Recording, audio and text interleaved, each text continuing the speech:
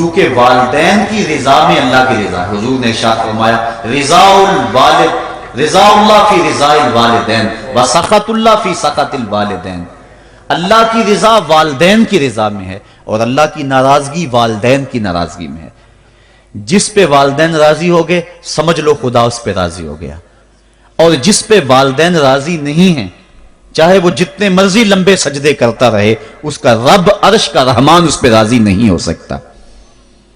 اللہ کے حبیب صلی اللہ علیہ وسلم نے ارشاد فرمایا الا انبئکم باکبر الکبائر، لوگوں تمہیں بڑے بڑے گناہوں کی خبر نہ دے دوں؟ صحابہ نے عرض کی کیوں نہیں یا رسول اللہ، آپ ارشاد کریں۔ فرمایا الاشراک باللہ وعقوق الوالدین وجلس وکان متکئا قال الا وقول الزور والشہادۃ الزور، حضور فرمایا ایک اللہ کے ساتھ کسی کو شریک ٹھہرانا، اور دوسرا کسی انسان کو قتل کرنا، تیسرا والدین کی نافرمانی کرنا۔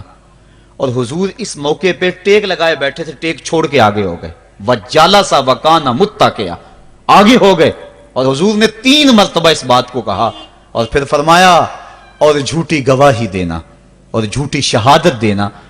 تو یہ وہ ہیں جو بڑے بڑے گناہ ہیں۔ میں نے ایک روایت میں پڑھا ہے حضور نے ارشاد فرمایا جنت کی خوشبو 1000 سال کی مسافت سے آنا شروع ہو جائے گی۔ جب لوگ جنت میں جائیں گے تو 1000 سال کی مسافت دور ہی ہوں گے کہ جنت کی خوشبو آنا شروع ہو جائے گی، لیکن 4 اشخاص ہیں جو جنت کی خوشبو نہیں پا سکیں گے۔ وہ کون کون سے ہیں؟ ایک قاطع الرحم، جو رشتہ داریاں توڑتا ہے، کبھی اس سے لڑائی، کبھی اس سے لڑائی، کبھی اس سے لڑائی، حالانکہ حکم ہے سل من قطعک وات من حرمک، جو تجھ سے تعلق توڑے تو اس سے تعلق جوڑ، جو تجھے محروم رکھے تو اس کی جھولیاں بھر دے۔ تو جو رشتہ داریوں کو توڑتا ہے، مقدس رشتوں کو پامال کرتا ہے، بلکہ والدین کے حوالے سے یہ بات بھی سن لیں، بعض اوقات والدہ اپنی بہن سے ناراض ہو جاتی ہے، باپ اپنے بھائیوں سے ناراض ہو جاتا ہے، تو اولاد کو کہتا ہے کہ نہ ملنا، اپنے جو ہے وہ چچا تائے سے نہ ملنا، ماں کہتی ہے اپنی خالہ سے نہ ملنا، تو اب کیا حکم ہے، ملیں کہ نہ ملیں؟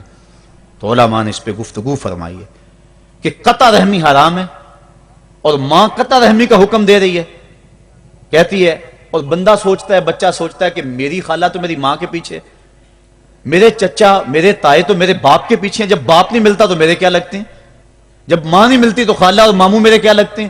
تو وہ ماں کے پیچھے اور باپ کے پیچھے لگ کر ان عظیم رشتوں کو چھوڑ دیتا ہے، جبکہ لا طاعت المخلوق فی معصیت الخالق، خالق کی معصیت میں مخلوق کی اطاعت نہیں ہوگی۔ تو جو یہ چیزیں ہیں قطع رحمی نہیں کی جائے گی۔ علماء نے یہاں طریقہ یہ بیان کیا ہے کہ والدین سے چوری ملے تاکہ ان کا بھی دل نہ دکھے لیکن ان سے تعلق نہ توڑے، چونکہ قطع رحمی کے زمرے میں نہ آئے۔ تو 4 اشخاص ہیں قیامت کے دن جو جنت کی خوشبو بھی نہیں پائیں گے، ان میں سے قطع رحمی کرنے والا، دوسرا بوڑھا زانی، اور تیسرا تکبر کی وجہ سے ٹخنوں سے نیچے شلوار لٹکانے والا، اور چوتھا والدین کی نافرمانی کرنے والا۔ حضور فرمایا یہ 4 اشخاص ایسے ہیں کہ جو جنت کی خوشبو بھی نہیں پائیں گے۔ اور ایک اور 4 اشخاص کی کہانی سنو۔ حضور نے ارشاد فرمایا اے عمر، اگر مجھے لوگوں کے سست ہو جانے کا ڈر نہ ہو تو میں تمہیں یہ بات کہوں کہ اس خبر کو جا کے گلی بازاروں میں بتا دو اور 4 اشخاص کی جنت کی گواہی دے دو کہ انہیں جنت میں جانے سے کوئی شے نہیں روک سکتی۔ عرض کی حضور کون کون؟ فرمایا ایک وہ عورت جس نے اپنی ساری محبتیں اپنے خامد پہ نچھاور کر دیں اور وہ اس حال میں مری کہ اس کا خامد اس پہ راضی تھا، جنت میں جانے سے اس کو کوئی شے نہیں روک سکتی۔ اور دوسرا وہ شخص جس کے بچے زیادہ ہیں، ذرائع آمدنی تھوڑے ہیں، لیکن اس نے اپنے بچوں کے پیٹ میں حرام کا لقمہ نہیں جانے دیا، محنت کرتا رہا، اوور ٹائم لگاتا رہا، مزدوری کرتا رہا اور اپنے بیٹوں کے لیے رزق حلال کی تلاش میں رہا۔ وہ بوڑھی کمر پہ بوریاں اٹھا اٹھا کے کام کرتا تھا اور اپنی کثیر اولاد کی پرورش کے لیے اس نے محنتیں بلی کی اور ان کو حرام کا لقمہ نہیں کھلایا۔ فرمایا قیامت کے دن اس کو بھی جنت میں جانے سے کوئی شے رکاوٹ نہیں پیدا کر سکتی۔ اور تیسرا حضور نے فرمایا وہ شخص کہ جو اپنے والدین کے ساتھ حسن سلوک کرے اور اس کے والدین اس پہ خوش ہوں، اس پہ راضی ہو جائیں. اور چوتھا وہ شخص کہ جس نے ایسی سچی توبہ کی کہ گناہوں کی طرف پلٹنا اس کے لیے اتنا مشکل تھا، جس طرح جانور کے تھن سے نکلا ہوا دودھ واپس نہیں جا سکتا، وہ گناہوں کی دنیا میں دوبارہ نہیں جا سکتا. تو یہ فرمایا یہ 4 شخص ایسے ہیں. عمر اگر اس بات کا ڈر نہ ہو کہ لوگ سست پڑ جائیں گے تو ان 4 اشخاص کے بارے میں شہادت دے دو کہ یہ دنیا پہ چلتے پھرتے جنتی. تو ماں باپ کی خدمت کرنے والا، ماں باپ کو راضی رکھنے والا یقیناً اللہ کی نعمتوں کا حقدار ہے. وہ بدبخت ہیں بیٹے جو ماں باپ کو راضی نہیں رکھتے. اللہ کے حبیب صلی اللہ علیہ وسلم کی خدمت میں ایک شخص حاضر ہوا اور اس نے اذن جہاد طلب کیا. حضور میں جہاد پہ جانا چاہتا ہوں، مجھے اجازت مرحمت فرمائے. حضور نے فرمایا احیٌ والدا کا، کیا تیرے والدین زندہ ہیں؟ قالا نعم، عرض کی ہاں حضور میرے والدین زندہ ہیں. قالا ففیہما فجاہد، کہا جا ان کی خدمت کر، یہی تیرا جہاد ہے. ماں باپ کو بلکتا ہوا چھوڑ جائے اور آپ جہاد پہ چلا جائے، ماں فالج میں گری ہوئی ہے اور بیٹا تبلیغی گشت پہ چلا جائے، باپ تڑپ رہا ہے اور بیٹا پیر کی چوکھٹ پہ جھاڑو دیتا پھرے، اللہ راضی نہیں ہوگا. میں سچ کہتا ہوں، اپنے بھی خفا مجھ سے ہیں بیگانے بھی ناخوش، کہ میں زہر حلال کو کبھی کہہ نہ سکا کند. بات وہی کہتا ہوں سمجھتا ہوں جسے حق، نئے ابلۂ مسجد ہوں نئے تہذیب کا فرزند. محمد عربی صلی اللہ علیہ وسلم سے بڑا پیر کون ہو سکتا ہے؟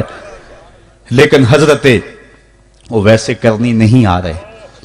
آقا کریم اپنے بٹن کھولتے ہیں اور کرن کی طرف، یمن کی طرف رخ کر کے لمبی سانسیں لیتے ہیں اور کہا میں رحمان کی خوشبو پا رہا ہوں. ایک دن صحابہ نے پوچھا بندہ نواز جس کے لیے تڑپتے ہو، جس کی ٹھنڈی ہوائیں آپ کو آ رہی ہیں، وہ آپ کا بڑا پیار کرنے والا ہے؟ کہا ہاں میرے سے بڑی محبت کرتا ہے. تو کہا پھر اتنی محبت کرتا ہے تو یمن تو دور نہیں ہے، بلال حبش سے آ گیا، سلمان فارس سے آ گیا، سہیب روم سے آ گیا، اور وہ یہاں یمن سے نہیں آ سکا.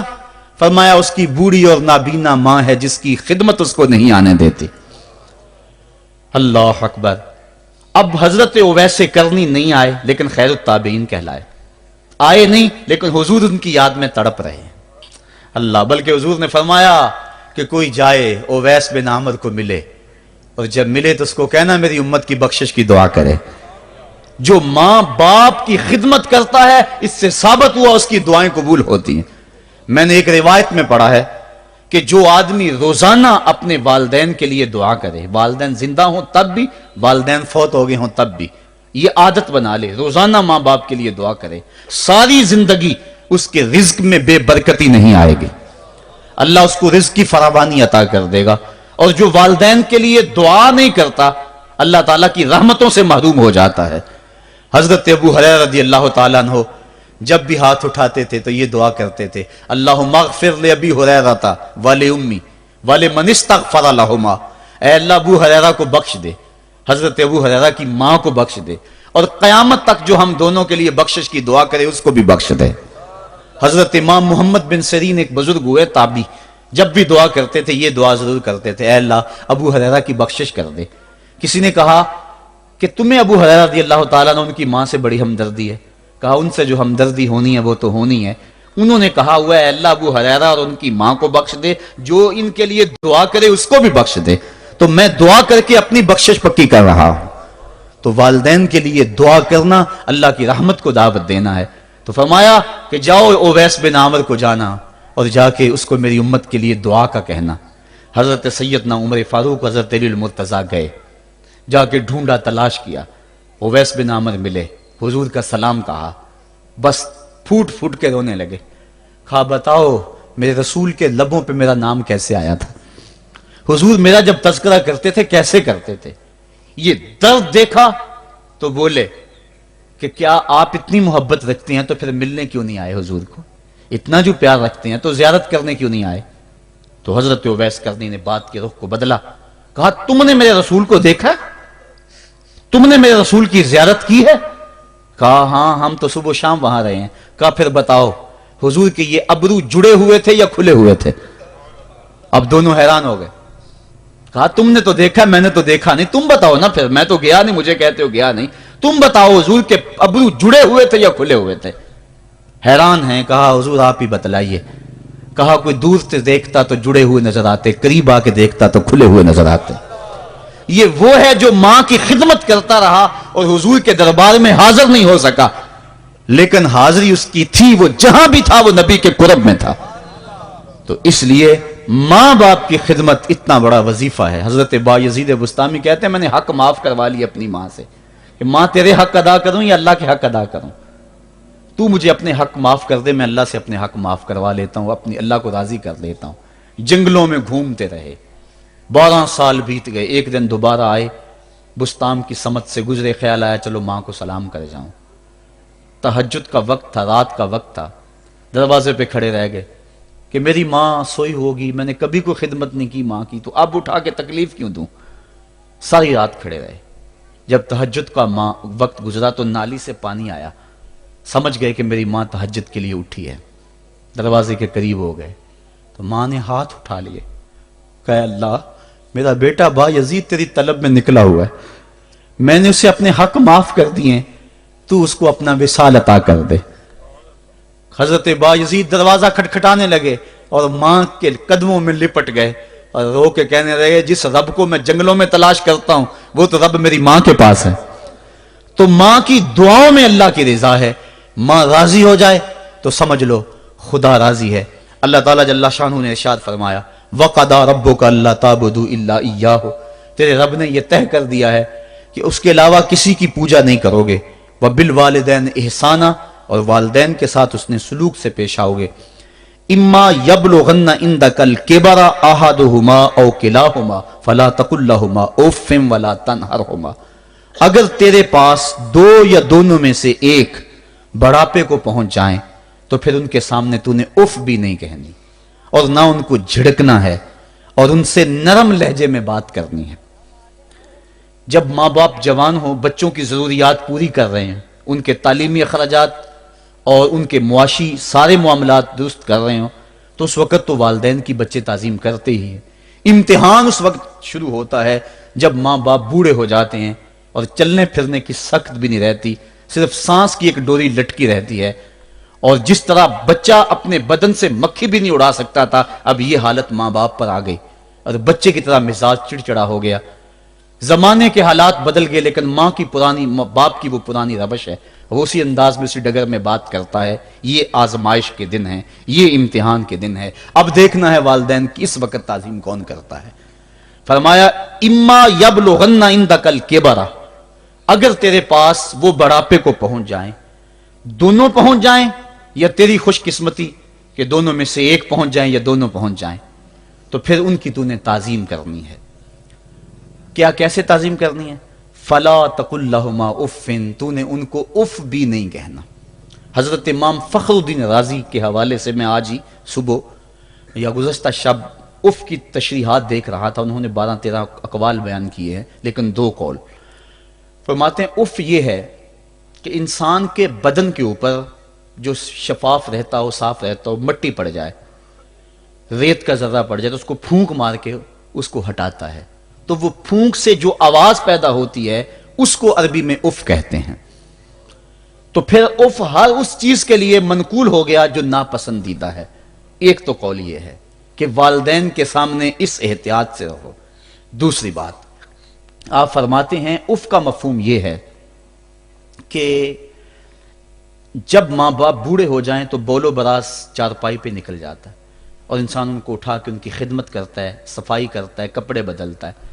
انسان کی طبیعت میں جو فطری نفاست ہے اس کے تحت اس کو ماں باپ سے جو مکروہ اور ناپسندیدہ بو آتی ہے اس سے وہ بچنا چاہتا ہے۔ وہ نفرت ماں باپ سے نہیں ہوتی، وہ نفرت اس بدبو سے ہوتی ہے جو ماں باپ کے بدن سے یا چارپائی سے یا کپڑوں سے اٹھ رہی ہے۔ تو بندہ اپنے جو ہے وہ ناک پہ کپڑا رکھ لیتا ہے اس بدبو سے بچنے کے لیے۔ تو اف کے مفہوم کو بیان کرتے ہوئے حضرت امام رازی کہتے ہیں کہ انسان کو اس بات سے بھی روکا گیا ہے کہ تو اپنے ناک پہ کپڑا رکھ کے اگر ان کو صفائی کر رہا ہوگا تو ماں باپ کے نازک دل پہ کہیں یہ بوجھ نہ آ جائے کہ میرا بیٹا مجھ سے نفرت کر رہا ہے۔ اس لیے والدین کی تعظیم کا عالم یہ ہے کہ تو کھلے ناک سے ان کی خدمت کرے اور وہ بدبو سہتا رہے اور اپنے ناک کے اوپر کپڑا भी न रखे कि तेरे माँ और तेरे बाप के दिल के अंदर इतना खलाल और मलाल भी पैदा ना हो। यह है उफ का जुमरा। हजरत इमाम हसन रदी अल्लाह तआला अन्हु ने सारी जिंदगी अपनी वालदा हजरत फातिमा तो ज़हरा के साथ बैठ के खाना नहीं खाया था। एक दिन हजरत सैयदा फातिमा ने फरमाया कि बेटा मेरा जी चाहता है कि मेरे साथ तुम बैठ के खाना खाओ, लेकिन तुमने कभी भी मेरे साथ बैठ के खाना नहीं खाया, क्या वजह है इसकी? तो हजरत इमाम हसन फरमाने लगे, अर्ज करने लगे, अम्मी मैं इस डर से आपके पास बैठ के खाना नहीं खाता कि कहीं किसी लुकमे की तरफ आपकी नजर बढ़ जाए और मैं अदमे आगही की वजह से अपने हाथ को उस लुकमे के पे डाल लूं और ना जान सकूं कि इस लुकमे को उठाने का इरादा मेरी मां के दिल में पैदा हो चुका है और मैं अल्लाह की रहमतों से महरूम हो जाऊं, इस डर से मैं आपके साथ बैठ के खाना नहीं खाया करता। यानी मां बाप की ताजीम का आलम यह है, उफ तक ना कहो।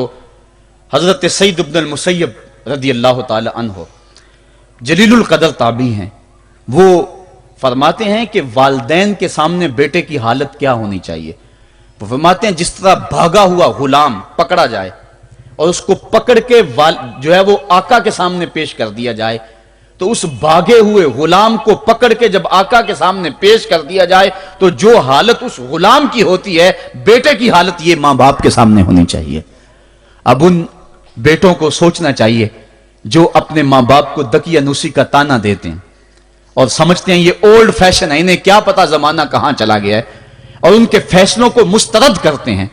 उलमा ने इस बात को तफसील के साथ बयान किया है कि शरीयत के जो कतई ज़ाब्ते हैं, उन ज़ाब्तों और उन कवानीन को और उन मामलात में तो वालिदैन की फर्माबरदारी नहीं होगी अल्लाह की अगर मासियत होती हो, लेकिन जो मामले शक वाले हैं वहां मां बाप के कौल को तरजीह दी जाए।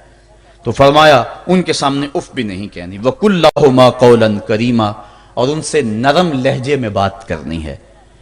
वख्फिद लहुमा जनाह ज़ुल्ल मिनर रहमा, और उनसे बात और उनके लिए अपने बाजू बिछा लेने हैं नरम दिली की वजह से, नरमी की वजह से।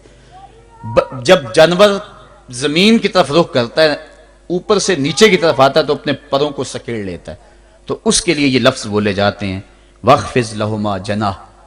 तो अल्लाह ताला फरमाया जिस तरह वो जानवर इज्जत से अपने बाजू सकेड़ लेता है और फैलाता नहीं है, वालिदैन के सामने तेरी अकड़, तेरा उहदा, तेरा मनसब, तेरी शाने, तू बड़ा ऊंचा है, लोग तुझे सलूट करते हैं, तेरे हाथ चूमते हैं, तुझे सलाम करते हैं, ऊंची कुर्सियों पे तू बैठता है, लेकिन वो सब वहां छोड़ दे और मां के कदमों में आजिज बन के बैठ जा, बाप के कदमों में आजिज बन के बैठ जा। वहां अपनी उस किसी चीज का लिहाज रख, परिंदा ऊपर कोड़े तो पर खोले, लेकिन जब नीचे आए तो परों को समेट ले। तेरा ओहदा, तेरा मनसब बाहर रहे, जब मां बाप के पास आए उस वक्त तो मुअद्दब गुलाम की सूरत में अपने वालिदैन के सामने खड़ा हो। वकुल रब्बिरहमहुमा कमा रब्बयानी सगीरा, और अगला हक ये बयान फरमाया कि अल्लाह की बारगाह में अर्ज कर, अल्लाह मेरी मां पर भी और मेरे बाप पर भी रहम फरमा दे, जिस तरह मैं छोटा था और मेरे ऊपर उन्होंने रहम फरमाया। इंसान मां बाप के हक दे ही नहीं सकता। हुजूर ने इरशाद फरमाया कि इंसान मां बाप के हक नहीं अदा कर सकता इल्ला ये कि उनको गुलाम पाए और खरीद कर आजाद कर दे, उसके अलावा कोई सूरत ऐसी नहीं है। एक शख्स ने हुजूर की खिदमत में हाजिर होकर अर्ज किया, हुजूर मैं अपने वालिदैन की बड़ी खिदमत की है, इसको इमाम हक्की ने लिखा है, और जिन मराहल से मैं गुजरता रहा हूं उन मराहल से मेरे मां बाप गुजरे हैं और मैंने उनकी खुद खिदमत की है। आज बेटे बीवियों पे काम छोड़ देते हैं कि बीवी खिदमत करेगी। एहसान दानिश कहता है कि मैंने अपनी बीवी को हाथ नहीं लगाने दिया, मैंने कहा मेरे माँ बाप है, ये खिदमत और कोई हासिल क्यों करे, ये तो मैं हासिल करूंगा।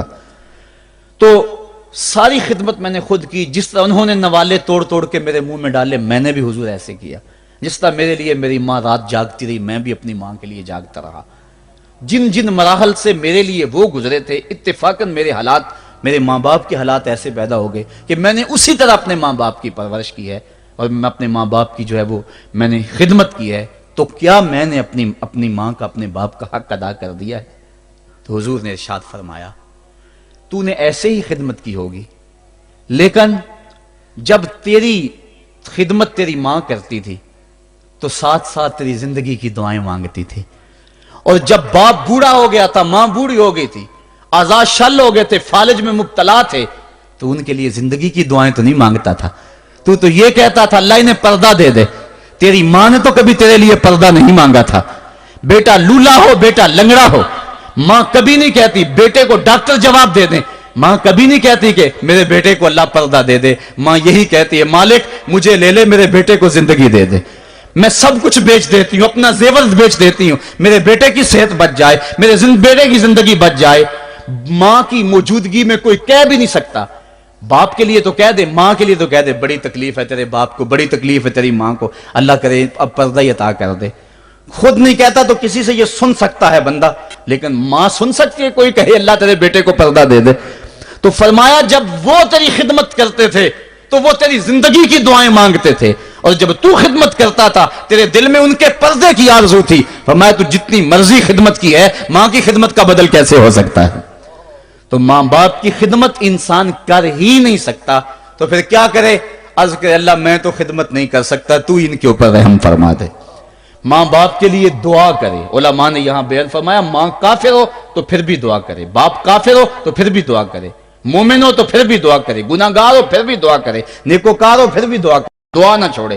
حضرت ابو ہریرہ رضی اللہ تعالیٰ عنہ فرماتے ہیں میری ماں کافرہ تھی اور میں حضور کا غلام، اور ماں ہر وقت اپنی دھن میں اور میں اپنی دھن میں ہوں۔ حضرت ابو ہریرہ کے بھائی کوئی نہیں ہے، باپ فوت ہو گئے ہیں، بہن کوئی نہیں ہے، ابھی شادی بھی نہیں ہوئی، دنیا پہ رشتہ ہی کوئی نہیں سوائے ماں کے، گھر آتے ہیں تو ماں سے بات کرنی ہوتی ہے، جو سن کے آتے ہیں ماں سے وہ دکھ پھولنا ہوتا ہے، بات کرنی ہوتی ہے، حضور کی باتیں سنانی ہوتی ہیں، لیکن ماں ہے اتفاق سے کافرہ ہے، حضور کی بات وہ سننا گوارا نہیں کرتی۔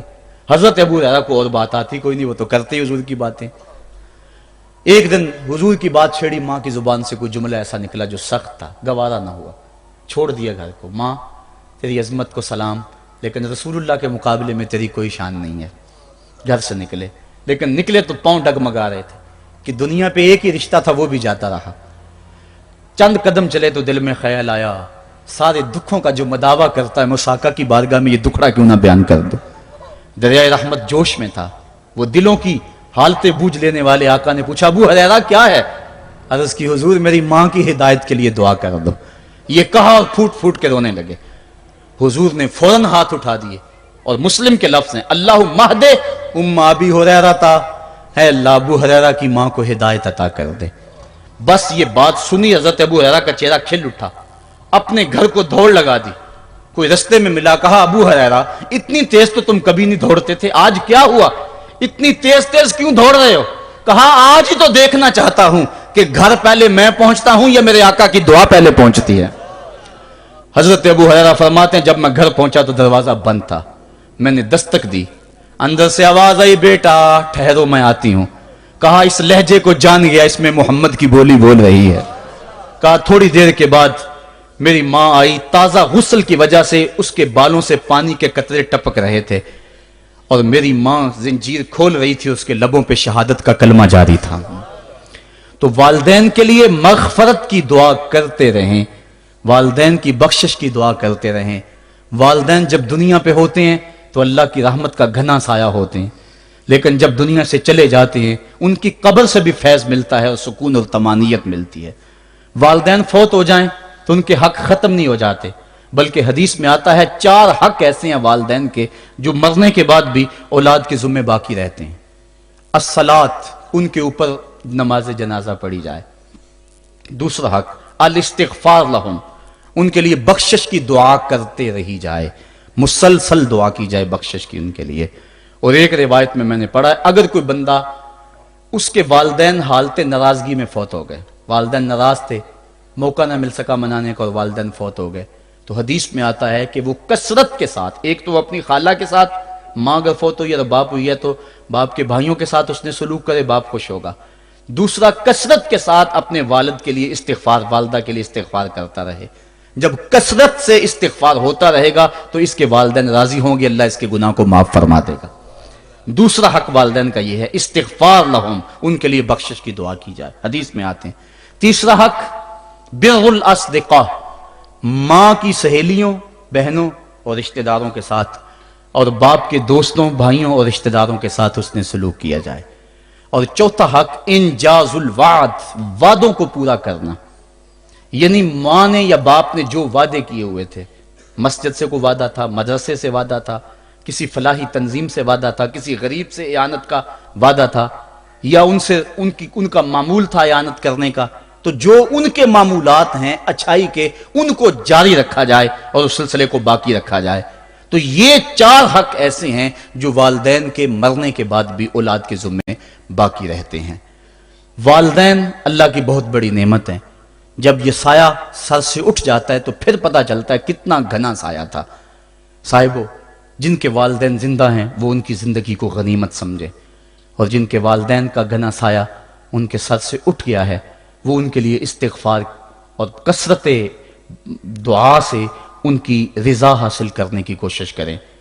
اللہ تعالیٰ نے والدین کی رضا میں ہی اپنی رضا کو چھپا کے رکھا ہوا ہے، اور یہ والدین اتنا بڑا سرمایہ ہے۔ میں آپ حیثیت کیا رکھتے ہیں؟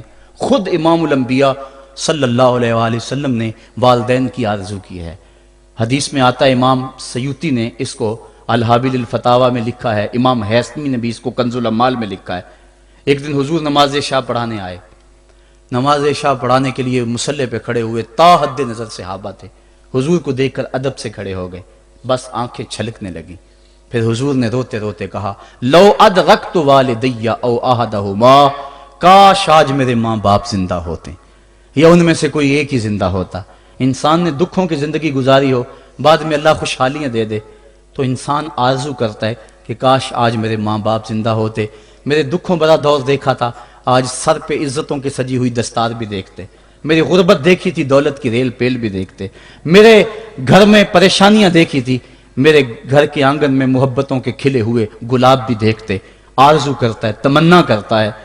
اللہ کے حبیب صلی اللہ علیہ وسلم کے والد اس وقت انتقال کر گئے تھے جب حضور شکم مادر میں تھے، والدہ اس وقت انتقال کر گئی جب عمر 6 سال تھی۔ ابوا کی ریت کے ٹیلے ہیں، مدینہ المنورہ سے واپسی ہے، حضرت آمنہ، حضرت ام ایمن اور حضور، 3 نفوس پہ مشتمل یہ قافلہ ہے، 2 اونٹ ہیں۔ حضرت آمنہ کو بخار ہو گیا، جان گئی کہ یہ میرا بخار جان لیوا ثابت ہوگا۔ ام ایمن کو بلایا، حضور کا ہاتھ پکڑ کے ان کے ہاتھ میں دیتے ہوئے کہا، ام ایمن، میرے اس بیٹے کو بحفاظت امیر قریش عبد المطلب تک پہنچا دینا۔ اور پھر اپنے بیٹے کو پاس بٹھایا، سر پہ ہاتھ رکھا، پیار کرنا چاہا اور کوئی باتیں کرنا چاہیں، لیکن ضبط کے سارے پیمانے ٹوٹ گئے، آنکھوں سے آنسو نکلنے لگے۔ بیوہ ماں نے جب اپنے در یتیم کے سر پہ ہاتھ رکھا تو پھر عرب کی ریت کے ذرے بھی رونے لگے۔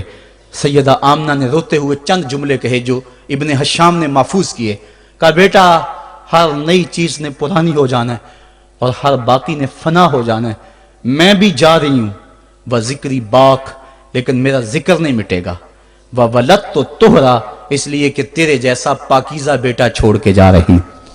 جن ماؤں کے بیٹے اتنے اچھے ہوں ان ماؤں کا تذکرہ نہیں مٹا کرتا۔ یہ جملے کہے، اس کے بعد حضرت آمنہ نے آنکھیں بند کر لیں۔ حضور علیہ السلام اپنی ماں کے جسد پہ پھوٹ پھوٹ کے روئے، ریت کے ٹیلے میں ماں کی تدفین کی، اوپر مٹی انڈھیل دی، آنسوں کا چھڑکاؤ کیا۔ آج ہو بھی کیا سکتا تھا؟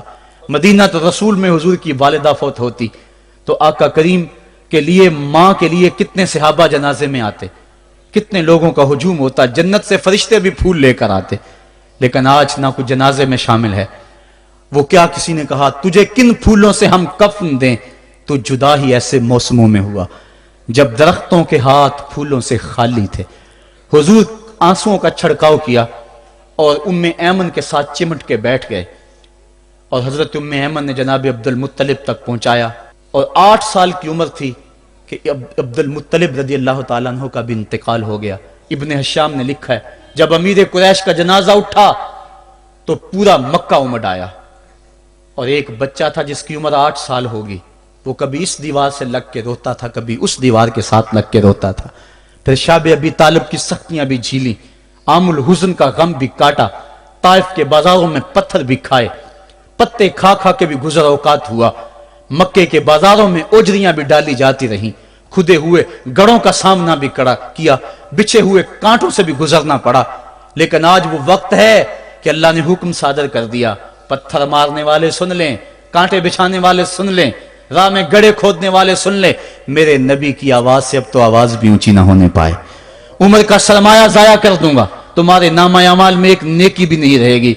अगर नबी से मिलना चाहते हो डायरेक्ट ना आ जाओ, पहले घर जाओ, फिर कोई चीज लो, फिर बाजार जाओ, कोई फकीर ढूंढो, उसको सदका करो, फिर मेरे नबी की चौखट पे आओ। तुम्हें पता चले किस चौखट पे आ रहे हैं। अदब के ज़ाब्ते सिखाए।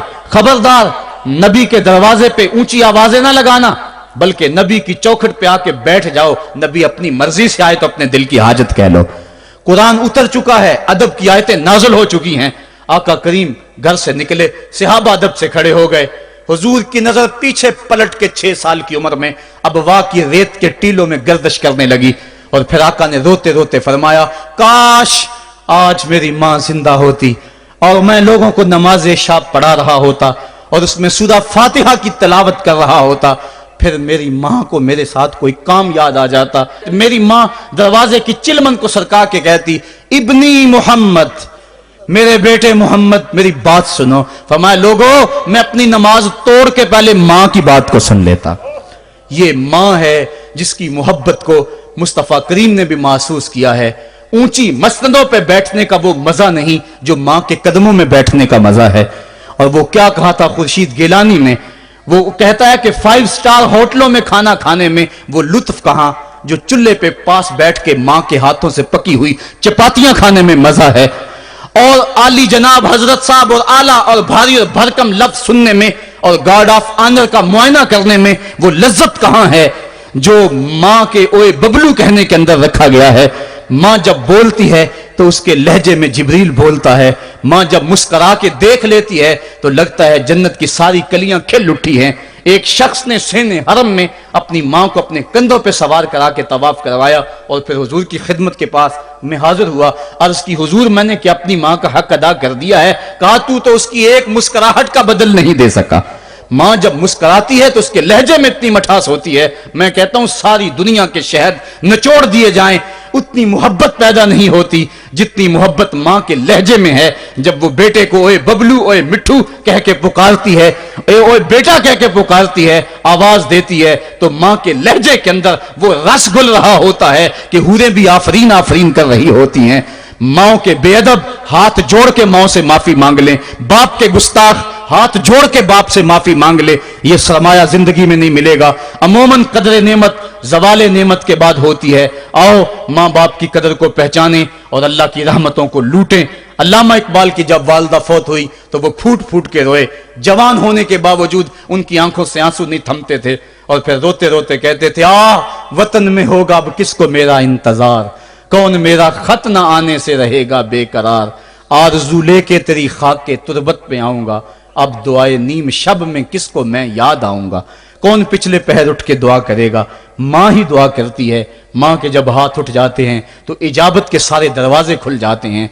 मां जब बोलती है और दुआ के लिए हाथ उठा देती है, अल्लाह रहमत के सारे दरवाजे खोल देता है और करीब आके मां की फरियाद को सुनता है। मां की दुआ जो औलाद के हक में है, मजलूम की दुआ और मुसाफिर की दुआ, हदीस में आता है ये 3 दुआएं ऐसी हैं जो रद्द नहीं होती।